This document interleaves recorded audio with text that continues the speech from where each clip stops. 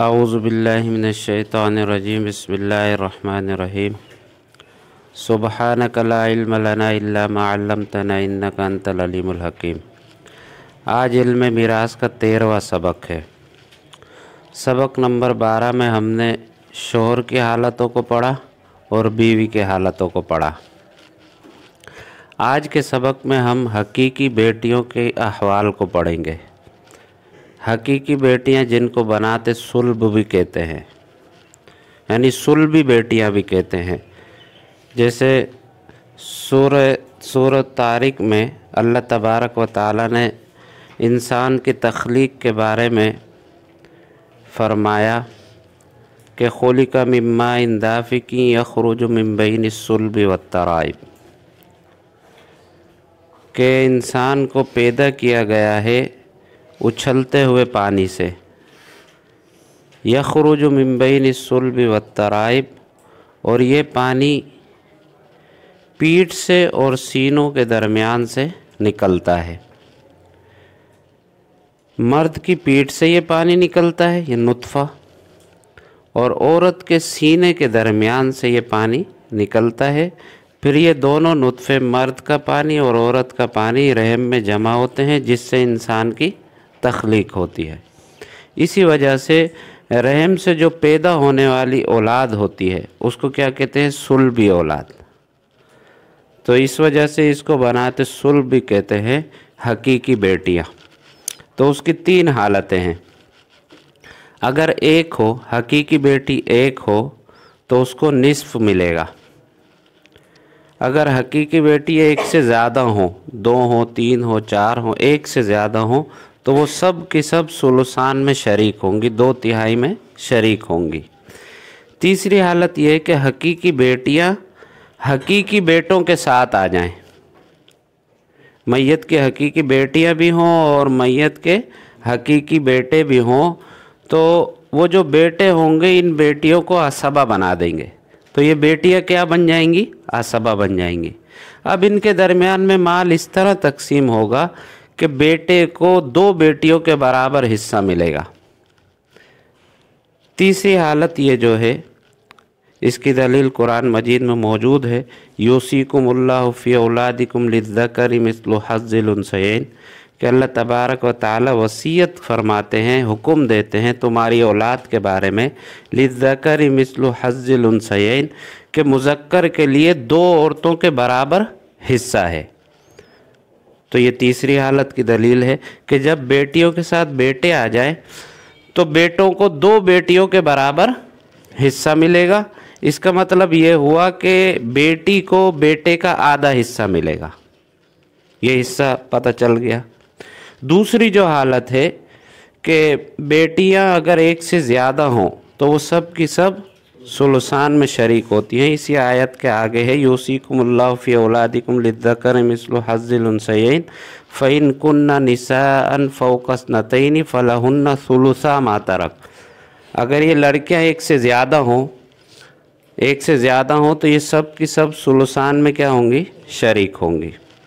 व इन कानत वाहिदतन फ़लहन निस्फ़, अगर ये बेटी एक हो तो फिर उसका हिस्सा कितना है? निस्फ़ है। तो ये तीनों जो हालतें, इन तीनों हालतों की दलील कुरान में मौजूद है। तो बेटियों की 3 हालतें हो गई। अगर बेटी एक है तो उसे निस्फ़ मिलेगा, अगर एक से ज़्यादा है तो सुलसान में शरीक होंगी, अगर बेटियों के साथ बेटे भी आ जाए तो फिर बेटों को 2 बेटियों के बराबर हिस्सा मिलेगा। मतलब बेटी को बेटे का आधा हिस्सा मिलेगा। इस तरह उनमें माल तकसीम होगा। फिर इनका कोई हिस्सा मुकर्रर नहीं होगा। जिस तरह बेटों का कोई हिस्सा मुकर्रर नहीं होता, इसी तरह बेटियों का भी हिस्सा कोई मुकर्रर नहीं होगा। ये असबा बन जाएंगे अपने भाइयों के साथ, यानी मैयत के बेटों के साथ। देखें,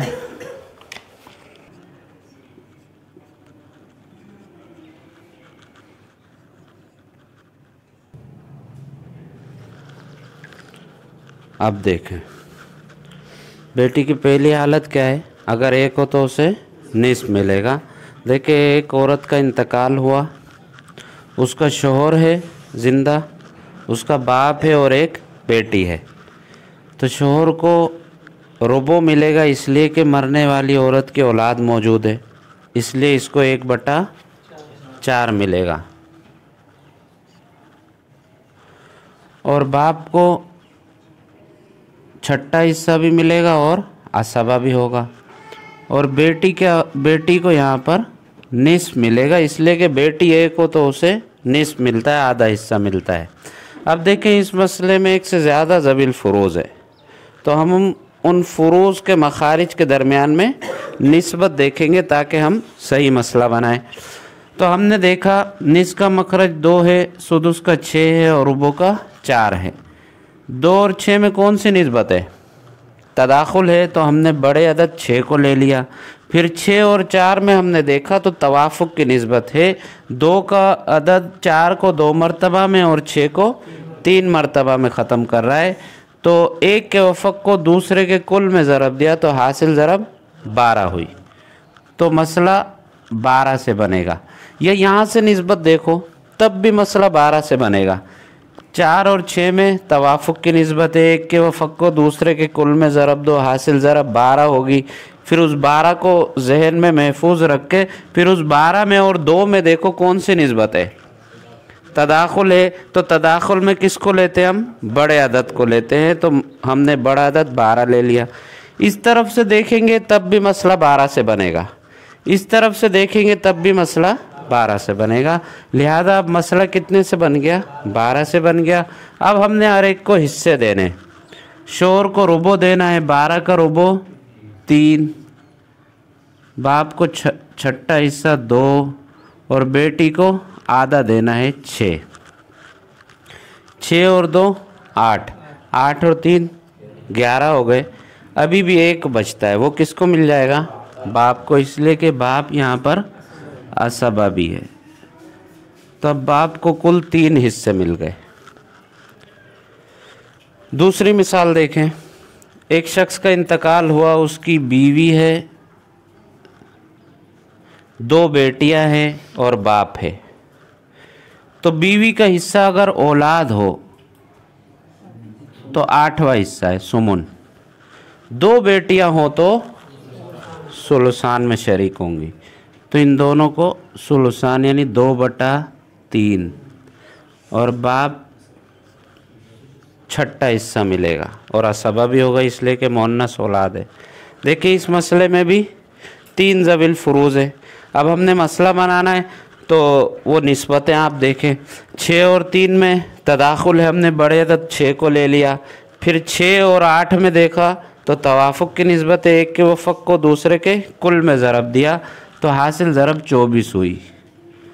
यहाँ से बनाओ 8 और 3 में तबायुन है, तो कुल को कुल में ज़रब दिया 24, फिर 24 और 6 में तदाखुल है, बड़े अदद 24 को ले लिया, तब भी मसला 24 से ही बनेगा। तो अब देखें 24 से मसला बना, 24 का 8वां हिस्सा हमने बीवी को देना है और वो कितना है? 3। 2 सुलुस 2 बेटियों को देने, 1 सुलुस कितना होता है? 8, तो 2 सुलुस 16 और छठा हिस्सा हमने बाप को 4 देंगे। 24 का छठा हिस्सा 4 बनता है, 4 और 16 20 और 3 23, बाकी 1 बचता है, वो किसको मिल जाएगा? बाप को, इसलिए कि ये क्या है? असबा भी है। अब इसके कुल 5 हिस्से हो गए। तीसरी मिसाल देखें, एक औरत का इंतकाल हुआ, उसका शौहर है, एक बेटा है और एक बेटी है। तो अगर औलाद मौजूद हो तो शौहर को 1/4 मिलता है रुबो, और बेटी अगर बेटे के साथ आ जाए तो वो क्या बनती है? असबा बनती है। लिहाजा ये दोनों क्या होंगे? असबा होंगे। बेटा खुद असबा है तो ये इसको भी क्या बना देगा? असबा बना देगा। अब इनके दरमियान में माल इस तरह तकसीम होगा कि बेटे को बेटी का डबल हिस्सा मिलेगा। तो अब इस मसले में एक ज़ी फ़र्ज़ है, तो मसला हम उस फ़र्ज़ के मखरज यानी 4 से बनाएंगे। 4 से मसला बनाकर 1 शौहर को दे देंगे, बाकी जो 3 है वो इन दोनों में तकसीम होगा। किस तरह तकसीम होगा? 2 बेटे को मिल जाएंगे और 1 बेटी को मिल जाएगा। देखिए ये 1 2 का क्या है? आधा है, और ये 2 1 का क्या है, डबल है। तो बेटे को बेटी का क्या मिल गया, डबल हिस्सा मिल गया। तो ये 3 हालतें हैं बेटियों की कि अगर बेटी 1 हो तो निस्फ मिलेगा, फ़इन कानत वाहिदतन फलहा निस्फ, और अगर 1 से ज़्यादा हो तो वो सब की सब सुलुसान में शरीक होंगी। और इसी तरह अगर बेटियां बेटों के साथ आ जाए तो बेटियां क्या बन जाएंगी, असबा बन जाएंगी, यानी वो बेटे उनको भी क्या बना देंगे, असबा बना देंगे। और इनके दरमियान में माल इस तरह तकसीम होगा कि बेटे को 2 बेटियों के बराबर हिस्सा मिलेगा। ये समझ गए। अच्छा देखिए, अब कुछ वजाहतें जिनको आप समझो वो बहुत ज़रूरी है। ये जो रिश्ते बनते हैं ना, मैंने सबक नंबर 10 में भी आपको वो निस्बतें समझाई थी, वो रिश्ते समझाए थे कि किस तरह ख़ियाफ़ी बहन भाई, किस तरह हकीकी बहन भाई वाले रिश्ते बनते हैं। और कुछ रिश्ते ऐसे होते हैं कि जो सौतेले बनते हैं, जैसे सौतेली माँ, सौतेली बेटी, सौतेला बेटा, क्या ये वारिस बनेंगे या नहीं। तो इसको समझने के लिए आपने उन रिश्तों को पूरे एक नक्शे के तौर पर समझना पड़ेगा, तब जो है ना आप ये फैसला कर सकेंगे कि कौन हकीकी बेटा है और कौन सौतेला बेटा है, या कौन हकीकी माँ है और कौन सौतेली माँ है। उन रिश्तों को समझते हैं हम। चलें आप देखें, ये देखें हारिस, इसकी 2 बीवियाँ हैं, एक हिंदा है और एक बरीरा है। लेकिन ये बरीरा का भी एक पहले शोहर था, वो सईद था, जिसका इंतकाल हो गया या इसने तलाक दे दी। तो बरीरा का सईद से 2 लड़के थे, इब्राहिम और कासिम। फिर जब इसका इंतकाल हो गया या इसने तलाक दे दी, फिर इस बरीरा ने इस हारिस से शादी की। जब हारिस से शादी की तो हारिस से उसके यहाँ एक बेटा फैज़ान और एक बेटी रुकैया पैदा हुई। अच्छा, हारिस का हिंदा से जो है ना पहले ही 2 बेटे और एक बेटी थी, साइम, कायम और आसिफ़ा। अब ये समझ गए, साइम, कायम और आसिफ़ा ये हिंदा और हारिस दोनों से हैं। इनकी माँ भी एक ही है और बाप भी एक ही है। फैज़ान और रुकैया जो है, ये जो बहन भाई हैं, इनका बाप हारिस है लेकिन माँ कौन है, बरीरा है। और इब्राहिम और कासिम, इनकी माँ बरीरा है और बाप कौन है, सईद है। ये समझ गए। अब देखें, ये जो आपस में है साइम, कायम और आसिफ़ा, ये क्या होंगे, हकीकी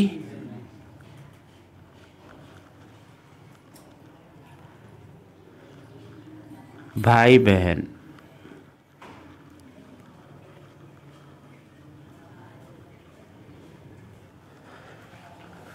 और ये भी आपस में क्या होंगे, हकीकी भाई बहन होंगे। ये भी आपस में क्या होंगे, हकीकी भाई बहन होंगे। हर कोई आपस में जो है ना हकीकी भाई बहन है। लेकिन अगर साइम, कायम और आसिफ़ा का रिश्ता इनसे जोड़ा जाए, फैज़ान से, कि इन तीनों के फैज़ान और रुकैया क्या लगते हैं, तो अब देखें, फैज़ान और रुकैया इन तीनों के बाप शरीक बहन भाई लगते हैं, इसलिए कि इन दोनों का बाप एक ही है। साइम, कायम, आसिफ़ा, इनका बाप भी हारिस है, फैज़ान और रुकैया इनका बाप भी क्या है, हारिस है। माँ अलग अलग है, इन तीनों की माँ हिंदा है और इन दोनों की माँ बरीरा है। तो इनके दरमियान में रिश्ता है बहन भाइयों वाला, लेकिन बाप शरीक बहन भाई। अच्छा, फिर आए इब्राहिम और कासिम, आपस में तो हकीकी भाई है ना, लेकिन अगर इनसे इसका रिश्ता देखा जाए कि फैज़ान और रुकैया, इब्राहिम और कासिम ये आपस में किस तरह के रिश्तेदार हैं, तो हम कहेंगे माँ शरीक बहन भाई है। कि फैज़ान और रुकैया इनकी माँ भी बरीरा है और इब्राहिम और कासिम इनकी माँ भी बरीरा है, बाप अलग अलग है। फैज़ान और रुकैया का बाप हारिस है, इब्राहिम और कासिम का बाप सईद है। तो इनमें रिश्ता अख़ियाफ़ी बहन भाइयों वाला हुआ और इनमें रिश्ता अल्लाती बहन भाइयों वाला हुआ। ये समझ गए। अब देखें, अब अगर हिंदा का इंतकाल होता है, अब मतलब की बात आएगी, ये हिंदा है मरने वाली, अब हिंदा ने 2 बेटों को छोड़ा, साइम, कायम और आसफा। एक बेटी को छोड़ा। 2 बेटे हैं, इबिन 2 हैं, और एक क्या है, बिन्त है। और शोहर को छोड़ा।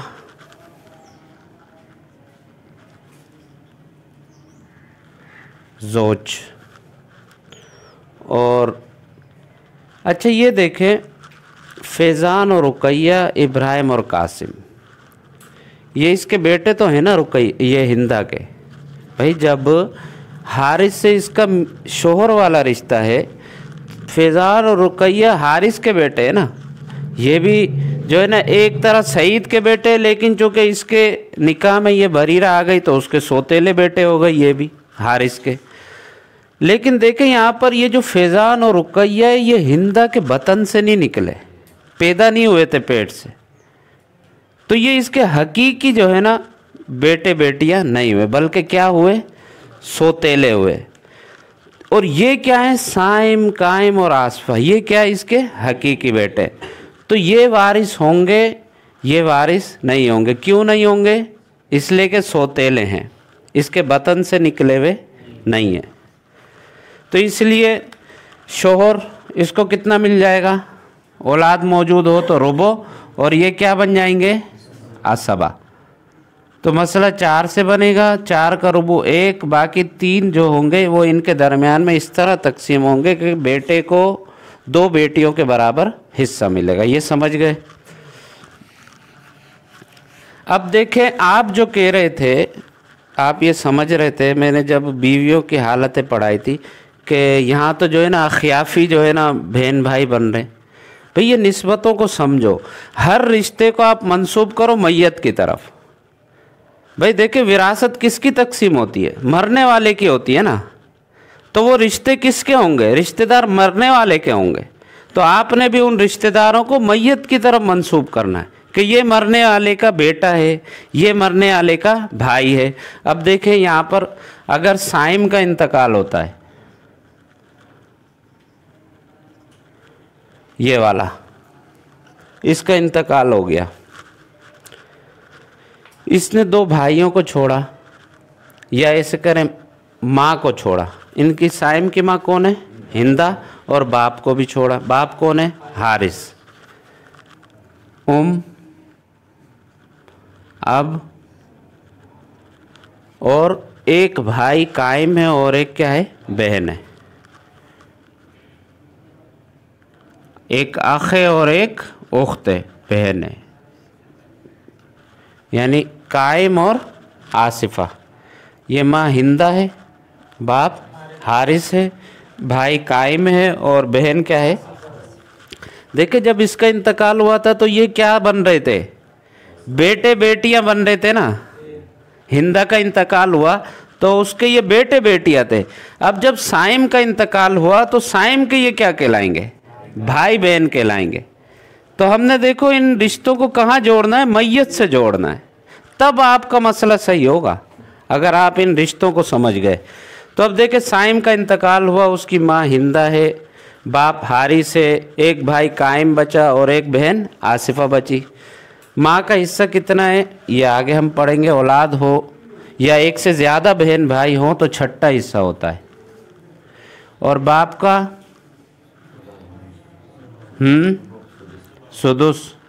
और ये क्या होंगे, असबा नहीं होंगे, बल्कि बाप की मौजूदगी में इनको हिस्सा नहीं मिलता। बाप की मौजूदगी में ये क्या होती है, साकित होती है। तो ये क्या बन जाएगा, बाप असबा होगा। औलाद ना हो तो बाप असबा होता है। ये असबात की बहस में आप पढ़ोगे कि बहनें वो किस किस की वजह से साकित होती है, इनके हवाले आगे आएंगे। इसी तरह भाई जो है ना वो किस किस से साकित होते हैं, इसके हालत भी आप आगे पढ़ेंगे। तो बहरहाल देखें जब साइम का इंतकाल हुआ उसने माँ को छोड़ा, बाप को छोड़ा। फैज़ान और रुकैया ये भी हैं, लेकिन ये हकीकी भाई नहीं है। कौन है, अल्लाती भाई हैं, बाप शरीक भाई हैं। यहाँ आप लिख सकते हो तो इस तरह आप जो है ना मरने वाले के साथ रिश्ता जोड़ोगे, समझ गए। बरीरा है, उसका इंतकाल हो गया। देखे बरीरा के ये 2 लड़के इब्राहिम और कासिम, लेकिन ये किससे है? सईद से। और इसी बरीरा का एक बेटा फैज़ान है और एक बेटी क्या है? रुकैया है। लेकिन ये किस शोहर से? हारिस से। लेकिन निकले तो इसी के बतन से है ना, इसी के पेट से निकले, तो ये तो इसके हकीकी बेटे कहलाएंगे ना, हकीकी बेटे बेटियां कहलाएंगे। तो ये मतलब है इसका, चाहे वो पहले शोहर से हो या दूसरे शोहर से हो, सब के सब वो क्या बनेंगे? वारिस बनेंगे। तो अब बरीरा का इंतकाल हो गया, उसका शोहर बचा सही हारिस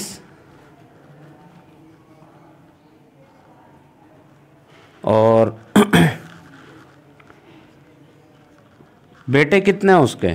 3, 2 ये रहे और 1 ये रहा, और बेटी 1 है। अब माल किस तरह तकसीम होगा बरीरा का? जोज को कितना मिलेगा? 1/4। और ये क्या होंगे? असबा होंगे।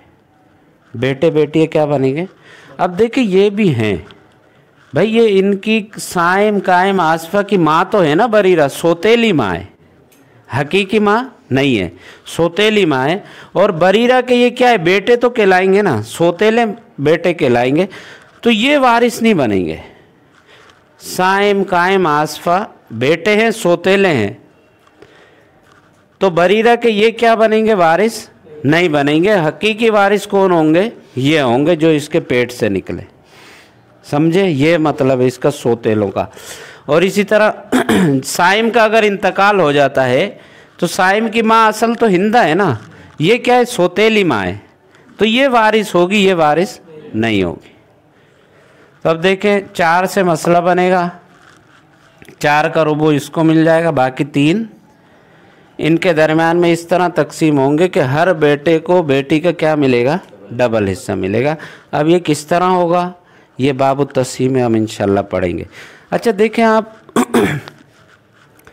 बीवी और शोहर की हालतों को अगर देखें तो अल्लाह तबारक व ताला ने इनके हिस्सों को भी मुज़क्कर को मुअन्नस का 2 मुअन्नसों के बराबर हिस्सा दिया है। मुज़क्कर को यानी शोहर को 2 बीवियों के बराबर हिस्सा दिया है, इसका ख्याल रखा है। जैसे लिज़्ज़कर मिस्लु हज़्ज़िल उन्सयैन, ये एक कायदा है कि मुज़क्कर को 2 मुअन्नसों के बराबर हिस्सा मिलेगा। तो यहाँ पर भी शोहर और बीवी की हालतों में भी इसी बात का लिहाज रखा हुआ है कि शोहर को बीवी का क्या मिलना चाहिए? डबल हिस्सा मिलना चाहिए। देखें वो किस तरह।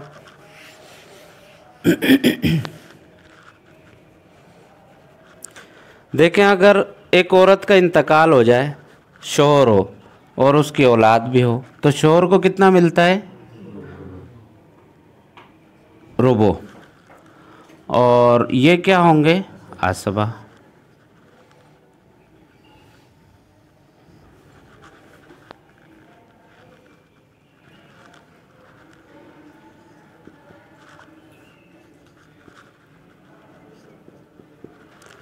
अगर एक शख्स का इंतकाल हो जाए, उसकी बीवी हो, 3 बेटे हो और बेटी हो, तो बीवी का हिस्सा कितना है? औलाद अगर मौजूद हो तो सुमुन, और ये क्या होंगे?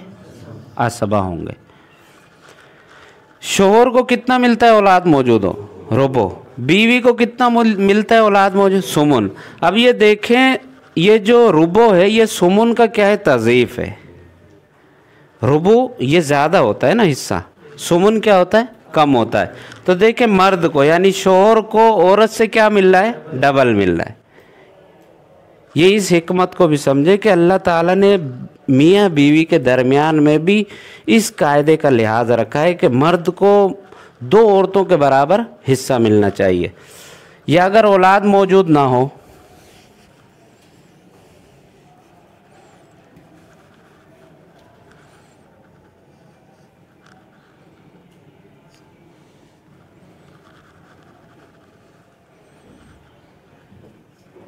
एक औरत का इंतकाल हुआ, उसका शोहर है, बाप है, तो शोहर को कितना मिलेगा? निस्फ। और बाप क्या होगा? आसबा। तो मसला 2 से बनेगा, 2 का निस्फ 1 इसको मिल जाएगा और 1 बाप को मिल जाएगा। अगर एक शख्स का इंतकाल हो, उसकी बीवी है और बाप है, औलाद ना हो तो बीवी को रुबो मिलता है और बाप क्या होगा। देखिए शोहर को औलाद ना होने की सूरत में कितना मिल रहा था, निस्फ, और बीवी को औलाद ना होने की सूरत में रुबो। तो देखिए शोहर को यानी मर्द को बीवी का डबल हिस्सा मिल रहा है औलाद ना होने की सूरत में। तो यहाँ पर भी ये लिहाज रखा अल्लाह तबारक व तआला ने कि लिज़्ज़करि मिस्लु हज़्ज़िल उन्सयैन, मुज़क्कर को 2 मुअन्नसों के बराबर हिस्सा मिलेगा। ये समझ गए, ये निस्बत है, ये रिश्तेदारियाँ ज़हन में रखें। हकीकी माँ, सौतेली माँ, हकीकी बेटे, सौतेले बेटे, किस तरह जो है ना ये रिश्तेदारियाँ बनती है। तो यकीनन आपके लिए मसला निकालना आसान हो जाएगा। वारिस गैर वारिस की पहचान भी क्या हो जाएगी, आसान हो जाएगी। जो ये निस्बत है, ये रिश्तेदारियाँ नहीं समझ सकते, वो फिर गलती कर बैठते हैं, गलत मसला बयान कर देते, वो रिश्तेदारियाँ जोड़ देते। कभी इस माँ का इंतकाल हो जाए, अगर हिंदा का इंतकाल हो जाए तो इसको ये जो है ना माँ शरीक भाई समझ लेते हैं, ऐसे रिश्ता बना देते हैं।